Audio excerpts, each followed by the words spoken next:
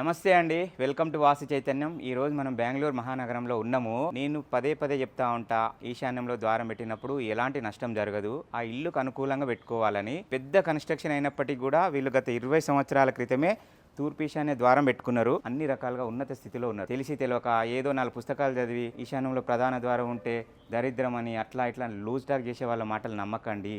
ఇదంతా be practical. 24 years బ్యాకే తూర్పు ఈశాన్యం మెయిన్ ఎంట్రెన్స్ ఇక్కడ నుంచి అక్కడి వరకు ఉంది, కలకలలాడుతుంది. తూర్పు ఈశాన్యంలో దరిద్రం అంటే దరిద్రం ఎక్కడిది?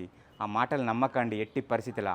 అది పర్ఫెక్ట్ ప్లేస్లో ఉందా లేదా అనేది ఇంపార్టెంట్. తూర్పు ఈశాన్యంలో పెడితే దరిద్రం అనేటువంటి మాటలు నమ్మకుండా ఉండడానికి ప్రాక్టికల్ ఎవిడెన్స్ చూపిస్తాను. ఒక్కసారి చూడండి, ఈ అంబియన్స్ ఎంత కలకలలాడుతూ ఉంది. వాళ్ళ ఫైనాన్షియల్ స్టేటస్ చాలా ఉన్నతంగా ఉంది. ఈ ఇల్లు కట్టిన తర్వాత ఫైనాన్షియల్ గానే కాకుండా పేరు ప్రతిష్టలు రావడం, ఈ ఏరియా మొత్తంలో ఒక కింగ్డమ్, ఒక సామ్రాజ్యాధినేతగా వీళ్ళు ఉన్నారు. కాబట్టి మీరు ద్వారాల గురించి ఎవ్వరు ఏదో 4 పుస్తకాలు చదివి ఫీల్డ్ ఎక్స్పీరియన్స్ లేకుండా నువ్వు అంటే అంటే పుస్తకాలలో ఉంది, ఈ శాస్త్రంలో ఉంది, ఆ శాస్త్రంలో ఉంది అని చెప్పిన మాటలు కాదు. Be practical. నేనే 20 సంవత్సరాలుగా ఈ డోర్స్ మీద పరిశోధన చేస్తా ఉన్నాను. తూర్పు మధ్యస్థానంలో ద్వారం ఉన్న ఇబ్బంది ఏముండదు. ఇంటి నిర్మాణము, దాని స్థితిగతులు, దాని యొక్క ఆకారము, దాని యొక్క రూపాన్ని బట్టి మనం నిర్ణయం తీసుకోవాలి. అంతే తప్ప ఈశాన్య ద్వారాలు వద్దని కొందరు మూర్ఖంగా మాట్లాడుతూ ఉంటారు.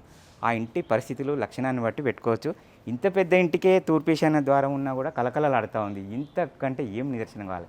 సో మెనీ ఎవిడెన్స్ ఉన్నాయండి, మీరు నమ్మండి. ఈశాన్య ద్వారాలు పెట్టిన వాళ్ళు టెన్షన్ పడాల్సిన అవసరం లేదు, భయపడాల్సిన అవసరం లేదు. మధ్య ద్వారాలు ఉంటే కూడా వాటిని డిస్టర్బ్ చేసుకోవాల్సిన అవసరం కూడా లేదు.